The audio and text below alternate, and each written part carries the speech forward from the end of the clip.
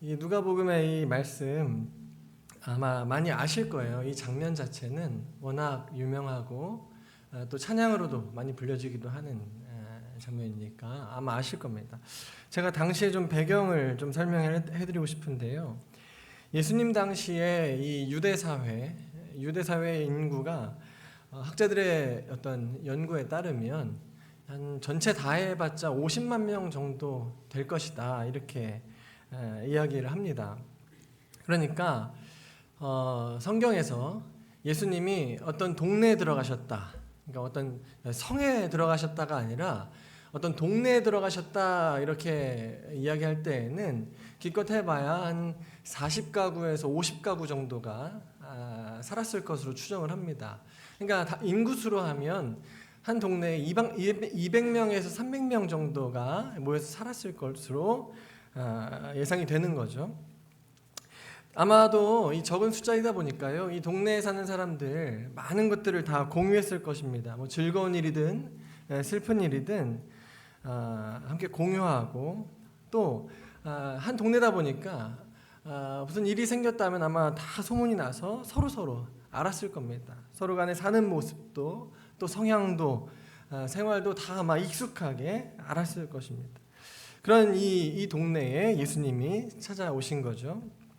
오늘 본문에서 예수님과 바리새인인 시몬 그리고 한 여인이 이름 없는 여인이 등장을 합니다. 먼저 시몬에 대해서 제가 한번 좀 살펴보고 싶은데요. 이 시몬은요, 이 작은 동네의 바리새인입니다. 초대 교부였던 요세푸스의 기록에 의하면요, 예수님 당시에 바리새인이 전체가 한 6천 명 정도 되었을 것이다 이렇게 이야기합니다. 지금이야 우리가 바리새인 그러면 이제 아주 악한 사람으로 예수님에게 늘 혼나고 꾸중들었던 위선과 어떤 교만이 가득한 사람들을 우리가 이렇게 생각을 하지만, 사실 이 바리새는 그러니까 이 유대 전통 안에서는 상당히 좋은 사람들입니다. 사실상 예를 들면 이제 주전 3세기 때 헬라 제국의 지배를 받을 때에도 이 하나님의 말씀을 지키기 위해, 율법과 전통을 지키기 위해서 생명을 걸고 싸웠던 하시딤이라고 하는 이 거룩한 자들이 있는데, 그 거룩한 자들의 후손입니다. 그러니까 이 바리새인들이요, 그냥 자기들이 잘난 줄 아는 그런 사람들이 아니라 하나님의 말씀을 깊이 연구하고 또 그 말씀을 잃어버리지 않기 위해 노력하고 지키기 위해 노력하고 또 자신이 그렇게 지키면서 또 주변에 있는 이웃들에게 하나님의 말씀에 대해서 계속해서 가르치고 전하는 그런 사람들이었다라는 거예요. 그래서 당시의 바리새인들은요, 이 이스라엘 백성들 사이에서 유대 사회 내에서 상당히 존경을 받았습니다. 이제 두 부류가 있는데, 이 이스라엘 안에서 두 부류의 지도자 집단이 있습니다. 하나는 이제 제사장 무리가 있고 하나는 이제 바리새인 무리가 있습니다. 사실은 이 제사장 무리는 당시에 정치 권력하고 상당히 유착이 심했기 때문에 부패했고 더러워서 사실은 잘 인정받지를 못했습니다. 그러나 바리새인들 같은 경우에는 백성들로부터 상당히 존경도 받았고 인정받는 그런 집단이었다라는 거예요. 우리가 잘 아는 바리새인으로 뭐 사도 바울도 바리새 중에 바리새인이었고 니고데모 같은 사람도 있습니다. 그런데 이 예수님께서 이 사역을 시작하시면서 이 하나님을 아버지라고 부르기 시작하시고 또 하나님의 말씀에 대해서 그동안 이 배워왔던 것과는 좀 다른 내용들로 새로운 시각으로 말씀을 가르치시고 또 막 하늘의 비밀을 풀어놓는다 막 이러시면서 막 하시니까, 이게 이 바리새인들 중에 일부는 예수님을 경계하기도 했고 또 일부는 그 예수님의 가르침을 듣기 위해서 몰래 찾아오기도 하고 그런 분위기가 좀 있었습니다. 이런 분위기 속에서 이 바리새인 시몬이 예수님을 초대하는 거예요. 자신의 동네, 내가 늘 말씀을 전하고 가르치고 했던 이 자기 동네에 슈퍼스타 예수님을 초대하는 겁니다. 누가복음에 보면요, 바리새인들이 예수님을 초대하는 장면이 3번 나옵니다. 근데 이 3번이 다 좋게 초대하진 않았어요. 성경에 보면 엿보았더라, 책 잡기 위함이었다, 이런 식으로 좋은 의도로 예수님을 초대하지 않았습니다. 오늘 본문에서 이 바리새 이 시몬 역시도 좋은 의도는 아니었습니다.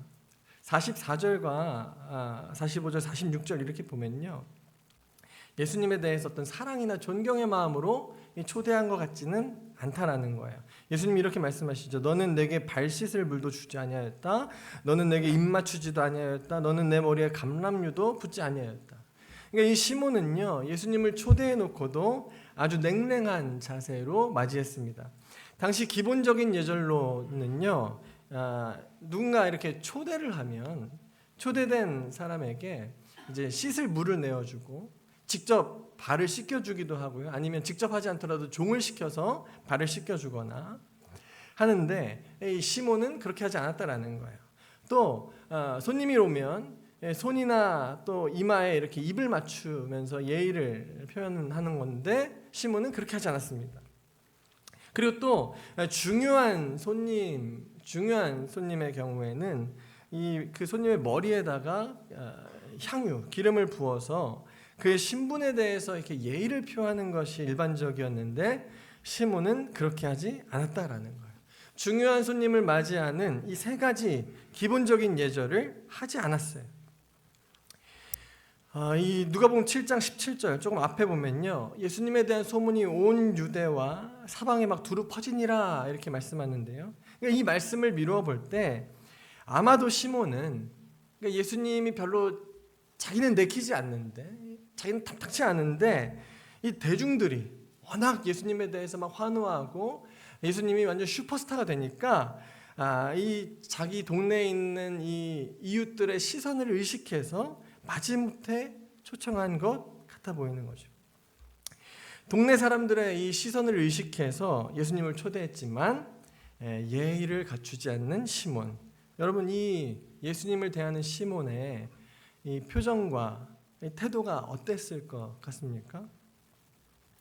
아마도 이 시몬은요, 마치 자신 스스로가 이 초대되어져 온 예수님보다 더 높은 위치에 있는 사람이라는 것을 이 동네 사람들에게 확인시켜 주고 싶은 것 마냥 그렇게 예수님을 초대해 놓고도 무시하고 있는 거예요.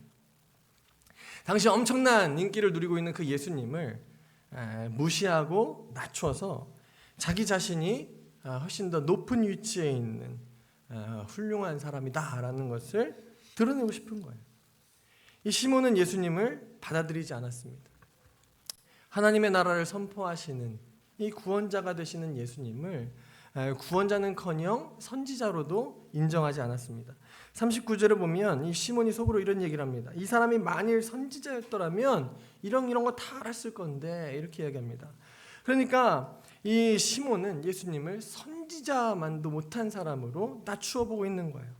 많은 사람들에게 추앙받고 있는 예수님을 자기 집에 초대해서 자기가 추앙받고 싶었던 것인지, 아니면 예수님이 능력이 있다고 막 소문이 나니까 그 능력을 직접 확인하고 싶어서였는지, 아니면 예수님을 비난할 목적으로 불렀든지 간에 이 시몬은 예수님을 자기보다 한 수 아래로 내려다 보았다라는 거예요. 이번에는 우리 이 이름 없는 여인에 대해서 한번 살펴보겠습니다. 예수님과 시몬이 식사를 하는데요, 사람들이 와서 다 구경하고 있고 또 여인이 이렇게 나타나는 것을 봤을 때 이것이 시몬의 어떤 집 안에서, 갇혀진 공간 안에서 이렇게 이루어진 것보다는 아마도 마당이나 뜰 정도에서 이렇게 공개적인 식사를 했던 것으로 보여집니다. 근데 이 식사 자리에 한 여인이 나타나는 거예요. 나이도 이름도 기록되고 있지 않아서 누군지 알 수가 없습니다. 그런데 이 여인은 이 동네에서 죄인으로 알려져 있던 여자였어요. 어떤 죄인지도 기록되고 있지 않지만 이 성경 연구가들은 이거 아마도 창녀였을 것이다, 이렇게 추측을 합니다. 랍비 문헌에 보면요, 예수님 당시에 죄인의 범주가 상당히 넓었습니다. 우리가 흔히 아는 어떤 율법을 어긴 사람만 죄인으로 여기는 것이 아니라 비천한 일을 하는 사람, 신분이 낮은 사람들도 다 죄인 취급을 했어요. 랍비들이 제시하는 어떤 이런 방식을 따라가기 어려운 상황에 있는 사람도 죄인 취급을 했습니다. 그래서 그들을 다 열등한 족속, 죄인 이렇게 했는데 그 대상이 누구냐면 우리가 잘 아는 목동도 죄인으로 취급했고 세리, 마부 이런 사람들, 기술자들도 다 죄인 취급을 했습니다. 거기다가 율법을 준수하기 어려웠던 사람들, 그러니까 율법이 그 많은 죄를 저질렀던 사람들, 특히 창녀 같은 경우에는 죄인 중에도 죄인이라는 낙인을 찍고 그렇게 바라봤다라는 거예요. 그런 여인이 이 다리를 쭉 뻗고 이렇게 식사 자리에 있는 예수님 앞에서 눈물을 흘리면서 예수님의 발을 적셨고 자신의 머리털로 예수님의 발을 씻겼습니다. 그리고 그 발에 입을 맞추었습니다. 그리고 그 발에 기름을 붓는 거예요. 향유를 붓는 거예요. 이 여인이 도대체 왜 이 다른 것이 아니라 예수님의 발에다가 그렇게 했는가? 이것은 이 여인이 할 수 있는, 그러니까 자기 자신은 최대한 낮추고 동시에 이 예수님은 최대한으로 높이는 행위였다라는 거예요. 이 신하가 자기가 섬기는 왕을 높이며 그 왕 앞에서 자기의 몸을 낮추어 엎드려서 자신을 낮추듯이 이 여인은 자신을 최대한 낮추면서 예수님을 높이고 있는 거예요. 물이 아니라 자신의 눈물로, 자신의 머리털로 예수님의 발을 닦았습니다. 볼이나 이마가 아니라 예수님의 발에다가 입을 맞추었어요. 예수님의 머리나 손이 아니라 예수님의 발에 기름을 부었다라는 거예요.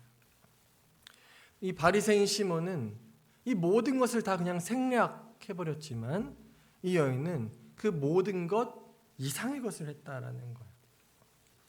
이 여인과 이 바리새인 시몬이 예수님을 어떻게 받아들이고 있는지가 너무나도 확연하게 드러나는 장면이다라는 거죠.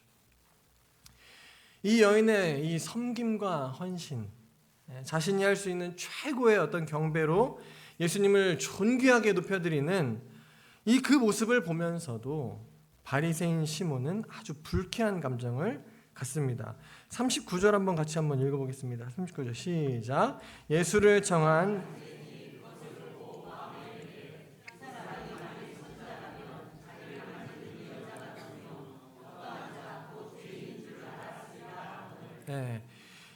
이 바리새인 시몬은요, 이 모습을 보고도요, 가장 먼저 무엇을 떠올립니까? 이 여자가 죄인이다라는 것을 먼저 떠올리는 거예요. 그러면서 예수님에 대해서 이자가 선지자만 되었더라도 이 여자가 죄 있는 것을 알았을 것이고 그럼 이걸 막았을 텐데 이렇게 생각하는 거예요. 이거 보니까 예수도 별 볼 일 없는 사람이었군, 이렇게 생각하는 거예요.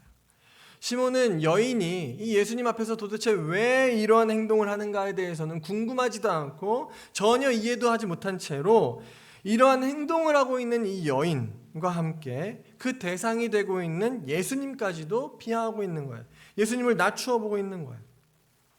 시몬의 입장에서 보면요, 어쩌면 이 바리새인의 입장에서 보면 아주 논리적인 이야기일 수 있습니다. 맞는 말일 수 있다라는 거예요. 왜냐하면 이 여인은 죄인이 맞고 또 이 죄인과의 접촉을 피하지 않는 예수님 또한 똑같이 천박하고 비천하고 열등한 사람으로 보여지는 게 맞는 거예요. 바리새인 시몬의 입장에서 보면 이거는 아주 타당한 논리일 수 있고 맞는 얘기라는 거죠. 시몬은 자신의 주관, 자신의 기준, 자신의 입장에서 타당하게 논리를 이끌어가고 있는 거예요. 그러나 시몬은 자기의 입장에서만 보았기 때문에, 자신의 기준으로만 그 장면을 보았기 때문에 죄인을 심판하지 아니하시고 긍휼히 여기시며 죄인을 용서하시는, 의롭게 하시는 그 구원자이신 예수님을 보지 못하고 있는 거예요.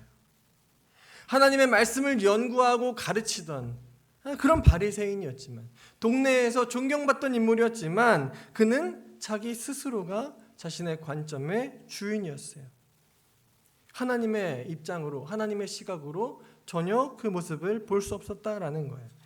예수님이 시몬의 이 생각을 다 아시고 이렇게 말씀하시는 거예요. 시몬아, 내가 너에게 할 말이 있다. 이렇게 말씀하십니다. 내가 너에게 할 말이 있다.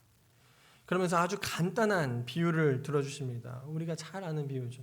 50데나리온, 하나로 치면은 150만 원 정도 되는데 50데나리온 빚진 자가 있고 500데나리온 빚진 자가 있다. 둘 다 탕감을 받았다면 누가 더 그 탕감해 준 자를 누가 더 사랑하겠냐 이렇게 물으십니다. 그러자 시몬이 대답하는 거예요. 더 많이 탕감받은 자입니다. 이렇게 대답합니다. 여러분, 예수님을 믿는다라는 건요, 우리가 이 하나님을 믿는다라는 것은 이 다른 종교하고는 정말 다릅니다. 우리 이 기독교는 다른 종교와는 철저하게 구분되는 것이 있습니다. 그럼 무엇인가 하냐면 다른 종교는 내가 원하는 것을 이루기 위해서 자신이 섬기는 그 신에게 바치는 거예요. 내가 원하는 게 있어서, 내가 받고 싶은 게 있어서 나의 어떤 열정을, 내 시간을, 내 정성을, 내 돈을 바치는 거예요. 그러면 그 신이 내 정성에 대한, 내가 바친 것에 대한 대가와 보상으로 나에게 다시 내가 원하는 것을 줍니다. 마치 주고받는 거래를 하는 것과 같습니다. 우상들은, 다른 종교들은 우리가 신앙하는 바와 전혀 다른 거예요. 우리는 어떻게 합니까? 우리는 하나님께 우리가 무언가를 드릴 때 내가 뭔가를 다시 돌려받기를 기대하고 드리는 게 아닌 거예요. 사도 바울이 분명하게 얘기하죠. 누가 먼저 하나님께 드려서 갚으심을 받겠느냐 이렇게 말합니다. 우리는 하나님께 먼저 뭔가를 내가 드려서 내가 원하는 걸 받아내려고 하나님을 신앙하는 게 아니에요. 우리가 하나님께 무언가를 드린다라고 할 때는 우리를 먼저 구원하시고 사랑하시는 그 하나님의 사랑에 반응함으로 기꺼이 하나님이 내게 주신 것들을 다시 돌려드리는 건 거예요. 이것이 다른 종교와 다른 겁니다. 우리가 하나님께 드리는 어떠한 감사나 헌신이나 찬양이나 어떤 재정이나 모든 것들은 우리가 하나님께 조건으로 드리는 것이 아니라 무엇으로 인해 드리는 것입니까? 내가 하나님께로부터 받은 사랑, 구원, 은혜로부터 인해서 그걸로 인해서 감사함으로 하나님께 드리는 것이잖아요. 이 여인의 경우가 그러하다라는 거예요. 하나님의 은혜, 하나님의 용서를 기대하며 예수님 발 앞에 엎드려서 그 예수님을 만나 자신이 하나님의 은혜와 용서를 경험함으로써 그 하나님 앞에, 그 예수님 앞에 자신이 가진 것들을 내어놓는 거예요. 자신이 할 수 있는 최선을 다해서 나를 낮추고 나를 용서하시고 사랑하시는 그 주님을 최대한 높여드리는 경배를 하고 있다는 거죠. 5장에서 예수님이 이런 말씀을 하십니다. 나는 죄인을 부르러 왔다. 죄인들의 죄 없는 친구로, 갇힌 자에게 자유를 주러 왔다. 이렇게 말씀하시는 거예요. 예수님으로 인해서 이 여인은 더 이상 자신의 죄에 묶여있는 존재가 아니라 하나님의 백성이 될 수 있다라는 믿음으로, 감사함으로 나온 거예요. 그러니까 예수님이 시몬에게 이렇게 말씀하시는 것이죠. 너는 나를 초청해 놓고 발도 씻기지 않았고, 너는 나를 초청해 놓고 나에게 입을 맞추지 않았고, 너는 나를 초청해 놓고 그 흔한 감람유도 붓지 않았지만 이 여인은 눈물로 내 발을 닦았고 내 발에 입을 맞추었고 내 발에 그 귀한 향유를 부었다. 이렇게 말씀하시는 거예요. 그리고 이렇게 말씀하시는 거예요. 시몬아, 네가 이 여자를 보느냐? 이렇게 말씀하시는 거예요. 시몬아, 네가 이 여자를 보느냐? 여러분, 시몬이 이 여자를 보았습니까? 안 보았습니까? 보았어요. 시몬은 이 여인을 보고 있는 거예요. 예수님과 함께 같은 자리에서 같은 것을 보았습니다. 시몬은요, 이 여인이 어떻게 행동하는지 다 지켜보았습니다. 그런데 예수님은 이 여인의 행동을 하나님을 향한 사랑으로 그렇게 보시는데 시몬은 한 죄인의 더러운 부적절한 행위로 보고 있는 거예요. 여인이 자신을 한없이 낮추고 예수님을 그렇게 높이고 있는 것을 보면서도 시몬은 이 여인이 이미 하나님의 백성이 되었다라는 것, 용서받은 자가 되었다라는 것을 깨닫지 못했다라는 거예요. 바로 예수님 앞에서 그 장면을 목격하면서도 그는 마치 눈먼 자와 같았습니다. 하나님의 용서를 보았고 죄인의 회개와 감사가 이 예수님을 통해 얼마나 아름답게 이루어지고 있는가를 보았지만 이 시몬은 눈먼 자와 같이 그것을 전혀 보지도 깨닫지도 못하고 있는 거예요. 자신의 기준과 자신의 선입견으로 이 여인을 판단했고 이 여인을 정죄했고 그리고 예수님을 알아보지 못하는 거예요. 사람들을 의식하고 사람들 앞에서 높임받기를 원했던 그의 교만이 그의 눈을 멀게 한 것이에요. 온 인류를 구원하시는 그 예수님과 함께 앉아서 식사하면서도 그 예수님을 선지자만도 못한 사람으로 밖에 보지 못하는 거예요. 죄인을 용서하시는 하나님의 긍휼도 깨닫지 못합니다. 하나님을 향한 이 귀한 섬김과 헌신, 감사도 찬양도 그는 보지 못했다라는 거예요. 여러분, 우리가 반드시 기억해야 됩니다. 교만은 우리의 눈을 멀게 하는 거예요. 교만은 우리로 하여금 다른 사람을 바르게 보지 못하게 합니다. 교만은 다른 사람뿐만 아니라 나 자신도 돌아보지 못하게 합니다. 그리고 교만은 예수 그리스도를 바라보지 못하게 하는 거예요. 하나님에 대한 암, 사람에 대한 암, 하나님에 대한 이해와 사람에 대한 이해는 너무나도 밀접하게 연결되어 있기 때문에 나에 대해서 바르게 이해하지 않고는 하나님을 이해하기가 어렵습니다. 내가 얼마나 죄인인가를 이해하지 않고서는 그 죄인을 놀랍게 용서하시는 하나님의 은혜 또한 깨달을 수가 없는 거예요. 그렇게 하나님의 은혜를 깨닫지 못했다라면 역시 나를 다시 돌아보는 것도 어렵고 나를 그렇게 이해하지 못했다라면 옆에 있는 다른 사람을 이해하는 것은 더더욱 어려운 일이다라는 거예요. 만일 이 바리새인 시몬이 자기가 죄인이라는 것을 깨닫고 내가 바로 그 하나님의 용서가 필요한 사람이라는 것을 알았더라면 이 여인보다 앞서서 그가 먼저 예수님의 발 아래 엎드려졌을 거예요. 그러나 그는 그렇게 하지 못했다라는 거예요. 교만이 그의 눈을 가렸다라는 거예요.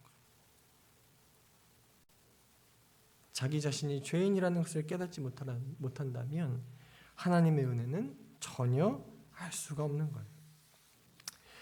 예수님께서 이 시몬 그리고 또 그 자리에 함께한 사람들 앞에서 이 여인의 죄를 용서해 주십니다.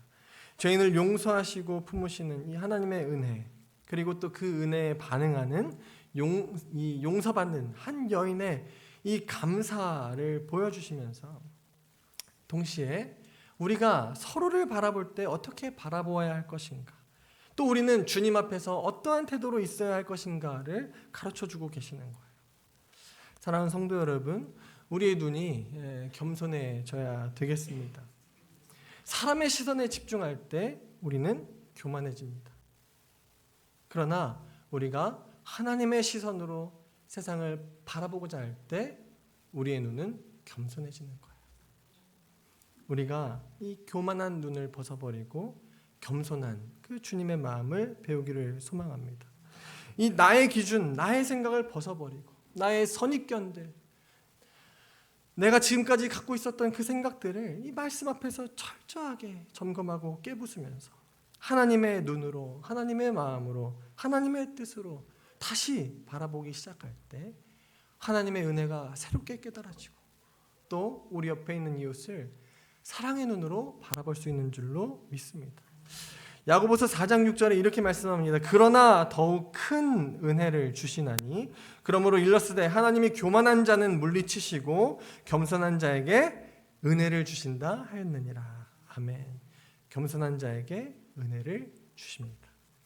교만은 하나님을 바르게 알 수가 없는 거예요. 하나님은 교만한 자를 물리치십니다.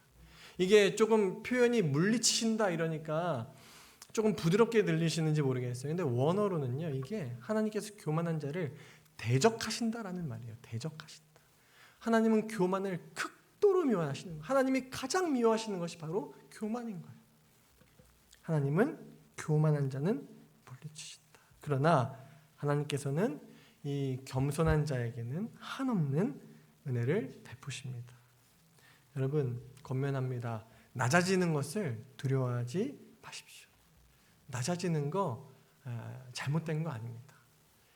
여러분, 낮아지는 거 우리가 마땅히 주님 앞에서 또 서로 앞에서 우리가 마땅히 가져야 하는 태도인 줄로 믿습니다. 여러분, 예수님이 걸어가셨던 그 십자가의 길을 한번 생각해 보세요. 가장 억울한, 인류 역사에서 가장 억울한 사람이 있다면 예수님이지 않겠어요? 죄 없으신 그분이 왜 그 인류의 모든 죄를 대신 지고 십자가를 지셔야 했습니까? 그러나 예수님은 그렇게 하시는 것을 마땅히 자신이 해야 할 것으로 여기셨어요. 하나님 앞에서 자신을 죽기까지 낮추사 복종하신 거예요. 우리가 그 예수님 가신 길을 함께 따라갈 때 겸손한 마음으로 우리의 자세를 낮추기 시작하면 하나님의 놀라운 역사가, 또 놀라운 은혜가 우리의 삶에 이루어지는 줄로 믿습니다. 겸손한 자에게 은혜를 베푸시는 그 하나님을 매일매일 경험하는 여러분 되시기를 축복합니다. 우리 이 시간에 한번 같이 통성으로 함께 기도하기를 원합니다. 여러분, 우리 다른 것보다 제가 이 말씀을 준비하면서 이 찬양이 참 생각나는 찬양이 있었는데, 제가 이 찬양의 가사만 좀 한번 읽어드리고 함께 기도하고 싶습니다. 제가 참 좋아하는 찬양 가사예요. 아마 모르실 거예요. 주님 발 앞에 엎드려 그 발을 배우니.